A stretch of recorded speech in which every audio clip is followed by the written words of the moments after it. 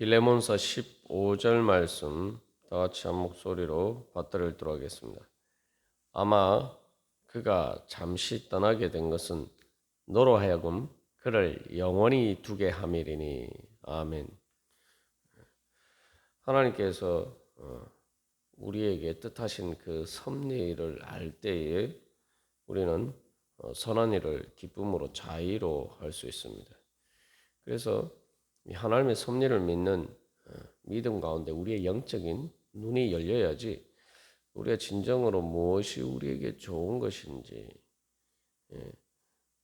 우리가 진정으로 열매 맺을 수 있는 것이 무엇인지 깨달아 알고 그것을 할 수가 있습니다. 그래서 이 표면적인 어떤 피상적인, 그래서 이 15절 말씀에서 잠시와 영원히를 구분하고 있는데, 대주시께서 이야기를 하고 있는데, 그저 당장 눈앞에 보이는 것만 보는 그 육신의 눈의 관점에서는 우리가 선한 일을 하기가 쉽지 않습니다. 그러나 이 멀리 보고 또 기본적으로 영혼의 관점에서 보면은 우리가 선한 일을 하는 것이, 주님 안에서 선한 일을 하는 것이 가장 우리에게 유익하고 또 좋은 것이다라는 것을 발견하게 됩니다. 그래서 그 영혼의 관점이라는 건 결국 이제 하나님께서 보시는 관점이고, 또 전지전능하신 그 하나님께서 보시기에 가장 좋은 일이죠. 그래서 15절 말씀은 이제 바울이 이 빌레몬에게 그런 모든 선한 일을, 오네시모에 대한 선한 일을 자의로 하기를 원하면서 바로 그 이유에 대해서 이야기를 하고 있습니다.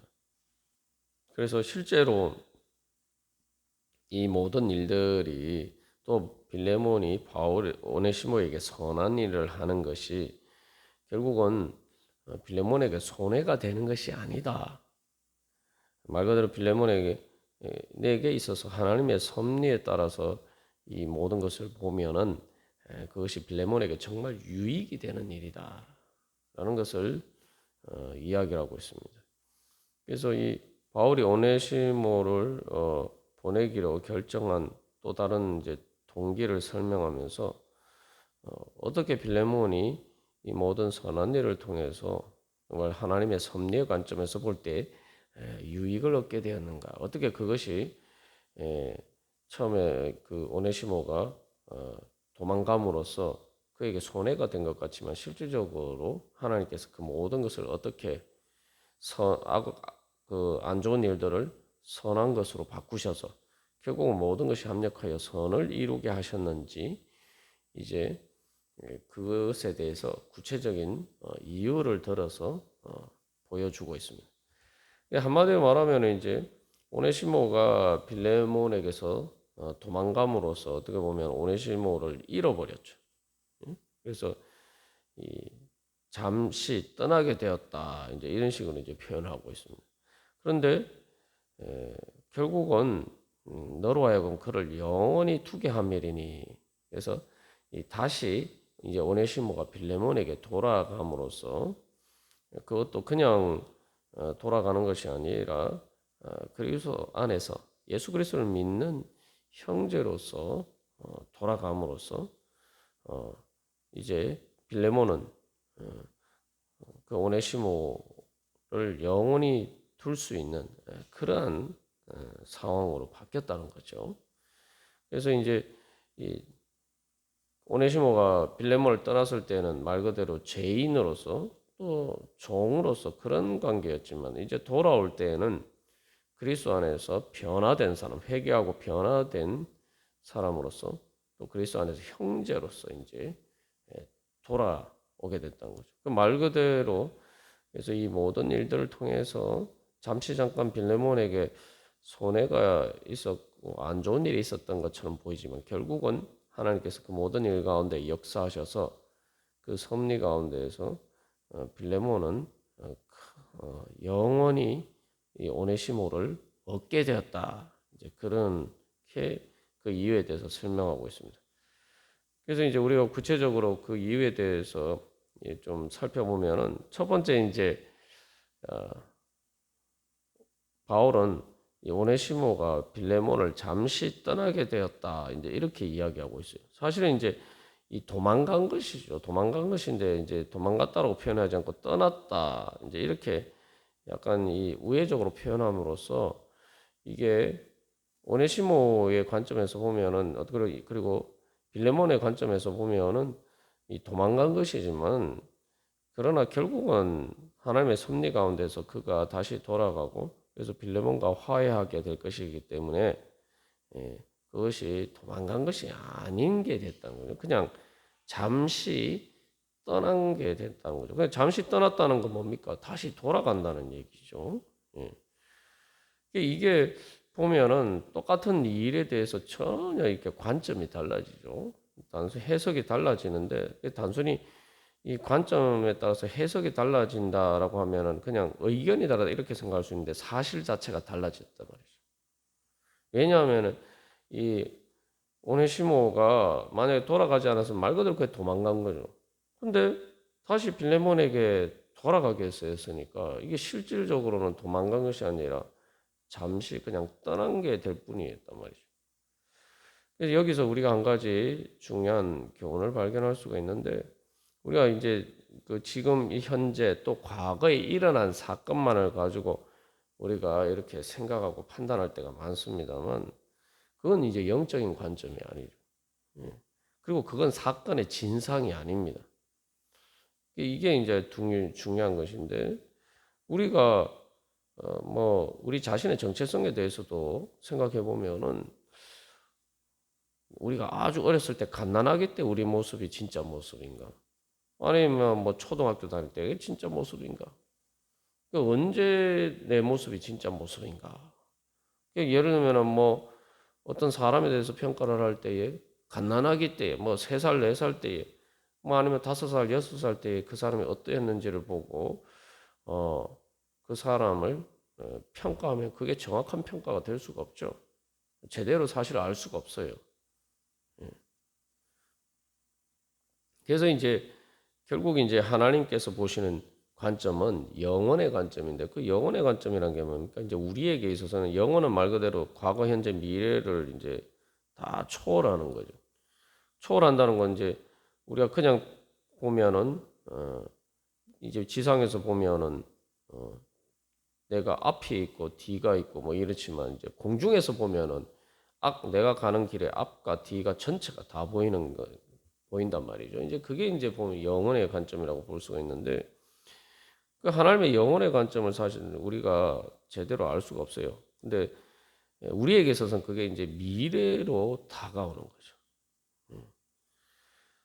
그래서 내가 지금 어떤 일들을 볼 때에 과거나 현재, 뭐 우리 자신이나 또 다른 사람에 대해서 또 중보 기도할 때도 마찬가지고 과거나 현재의 모습을 가지고 그게 진짜다 이렇게 생각하면 그게 모든 것이 진상을 보여준다 이렇게 이제 생각하면 우리가 사실은 믿음과 소망을 가지고 선한 일을 할 수가 없죠. 요즘 주일 말씀을 통해서 이제 마다들에 대해서 문제에 대해서 우리가 살펴보고 있는데 그 마다들의 문제가 그거였죠. 자기 동생의 과거의 모습으로 미래도 그가 그렇게 살 것이다 이렇게 이제 선입견을 가지고 판단하기 때문에 이제 사실은 그 문제가 되는 거죠.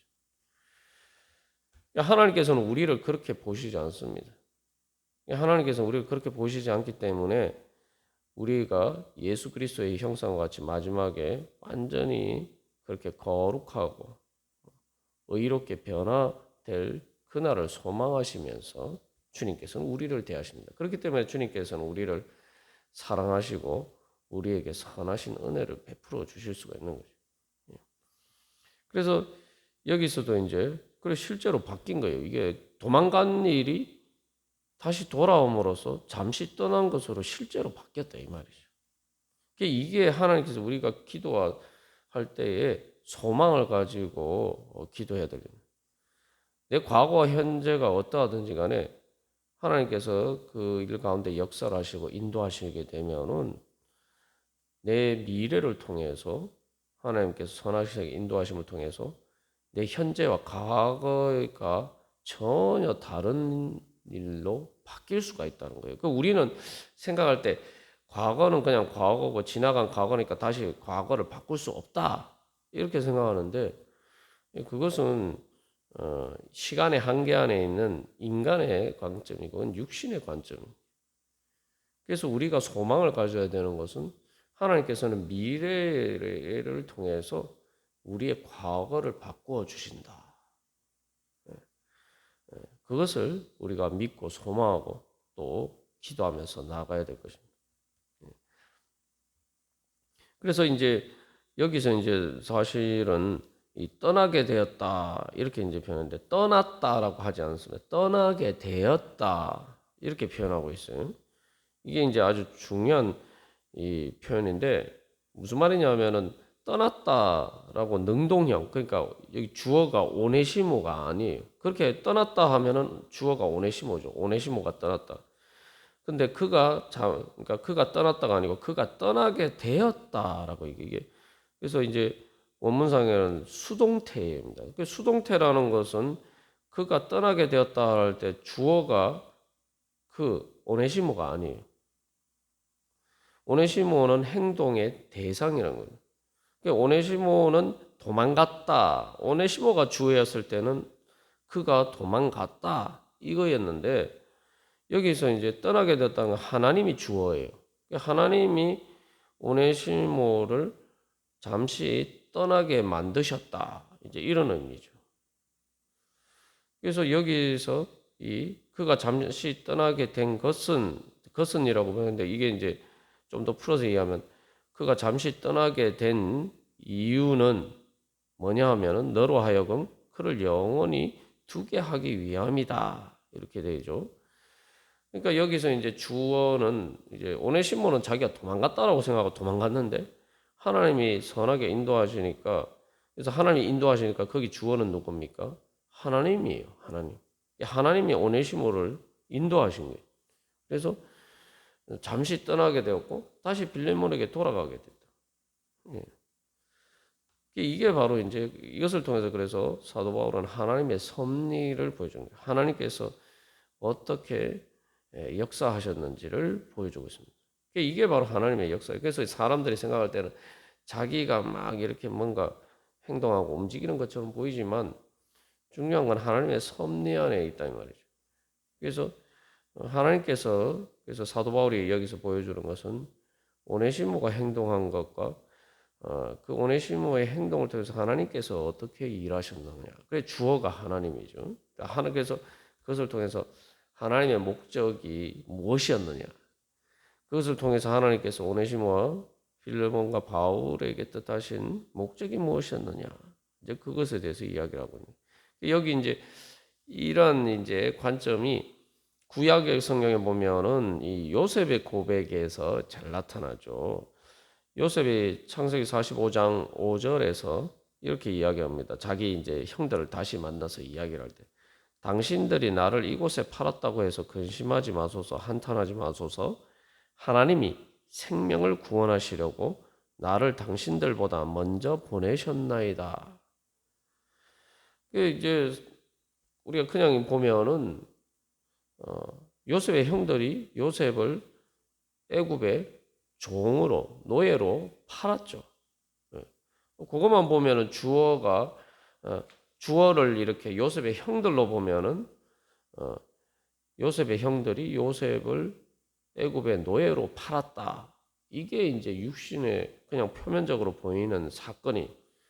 근데 이제 그 요셉이 그 모든 일 가운데서 하나님께서 자기의 인생을 요셉의 형들이 그렇게 노예로 팔았지만 그 가운데서 하나님께서 선하게 인도하신 그 모든 과정을 결국 경험하고 나니까 이제 요셉의 고백은 다르죠. 요셉이 보는 관점은 요셉의 형들이 요셉을 애굽의 종으로 판 게 아니라 하나님께서 그 야곱의 가족들과 그리고 많은 사람들의 생명을 구원하시려고 요셉의 형들보다 먼저 애굽으로 보내셨다. 여기 주어가 뭡니까? 하나님이 나를 애굽으로 보내셨습니다. 이제 제가 말씀드린 것이 이제 우리의 과거와 현재를 하나님께서 선하게 인도하시는 미래를 통해서 우리의 과거를 전혀 다른 것으로 바꿔 주실 수 있다는 게 바로 이런 의미죠. 그 당사자인 요셉의 고백입니다. 하나님이 먼저 보내셨다. 이제 바울도 이제 그렇게 이야기하는 거예요. 이게 바로 이제 하나님의 말 그대로 하나님의 인도하심입니다. 그래서 하나님의 인도하심이라고 할 때 만약 거기에서는 하나님이 앞서서 우리를 이끌어 가시는 거죠. 그러니까 거기서 내가 가는 것이 아니라 주어가 하나님이죠.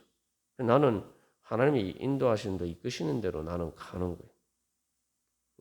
그러면은 이게 전혀 내가 가는 길의 양상이 달라져요. 사실 우리가 가는 길은 내가 주어가 돼서 가는 인생길은 뭐 우리가 설교 말씀을 통해서 계속 뭐 나누고 있는 것처럼 말 그대로 죽을 육신을 따라 사는 거예요. 가면서 그냥 죽는 거로 다 끝나는 거예요. 예. 엄밀하게 말하면 거기에는 아무 소망이 없어요, 사실. 우리가 주어가 되어 사는 삶의 목적은 과 종착지는 육신의 관점에서만 보면은 죽음이.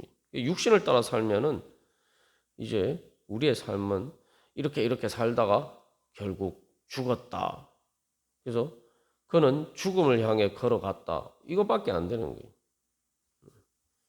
그러나 주어가 바뀌고 우리가 예수 그리스도의 뒤를 따라가면은 예수님의 인도하심을 따라가는 게 되면 우리의 삶이 달라져요. 예수님께서 우리를 죽었지만 다시 살리시고 천국으로 인도하시고 부활하게 하시고 영원히 하나님 나라에서 살게 하셨다. 그러면은 우리의 인생의 결론이 어떻게 됩니까?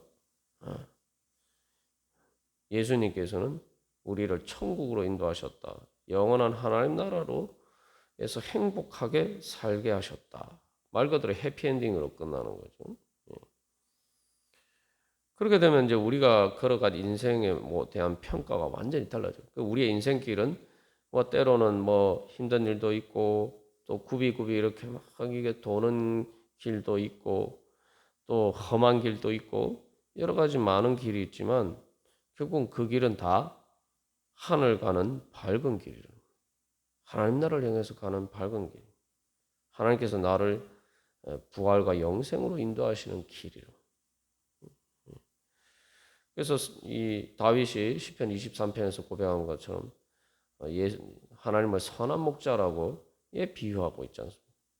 예수님께서 또 우리의 선한 목자로 실제로 구체적으로 우리가 예수님께서 십자가에 죽으셨지만 부활하시고 승천하시는 것을 통해서 바로 우리도 우리를 그런 식으로 부활과 영원한 하나님 나라로 인도하심을 보여주고 있는 거예요.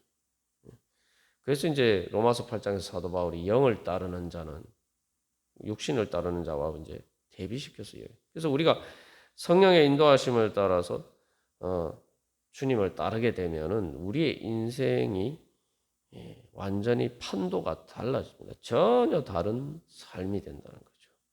겉으로 보면은 똑같은 그 삶의 양상인 삶인데 그것에 대해서 이제 육신의 시각에서 보는 사람이 세상 사람들이 그냥 평가하는 것이 그것과 하나님의 섭리의 관점에서 보는 것이 전혀 모양이 달라요. 완전히 180도 정반대로 다른 일이 된다는 것이죠. 그래서 우리가 오늘도 주님 앞에 나아갈 때 그래서 우리가 예수님을 말 그대로 주님으로 고백하면서 따르는 그러한 축복이 바로 거기에 있습니다. 그래서 중요한 것은 주어가 주님이 되어야 되고 그래서 내가 하나님을 따를 때 오늘도 기도하면서 또 우리가 살아갈 때에 주님께서 또 오늘 나의 삶을 어떻게 인도하시기를 원하시는가. 우리가 그 길을 다 알 수가 없지만 한 걸음 한 걸음 매일매일 이렇게 내가 주님의 뒤를 따라가면은 그 걸음 자체가 바로 이렇게를 통해서 하나님께서는 계속 새롭게 우리의 삶을 창조하셔서 우리의 과거가 계속 다른 과거로 바뀌는 거예요. 미래만 바뀌는 게 아니라 과거도 계속 바뀌는 거예요. 그래서 우리가 오늘도 그런 소망을 가지고 선한 목자 되신 주님께서 그 선하신 섭리 가운데 저를 인도하여 주시고 또 저를 통해서 주님 일하시고 또한 구원의 역사를 이루어 가시고 주님의 섭리를 선하신 뜻을 이루어 주시옵소서. 우리가 그래서 또한 그렇게 기도하면서 또 그러한 주님의 섭리 뜻을 하나하나 새롭게 발견하고 또 그 주님의 뒤를 따르기를 간절히 소망합니다. 다 같이 기도드리시겠습니다.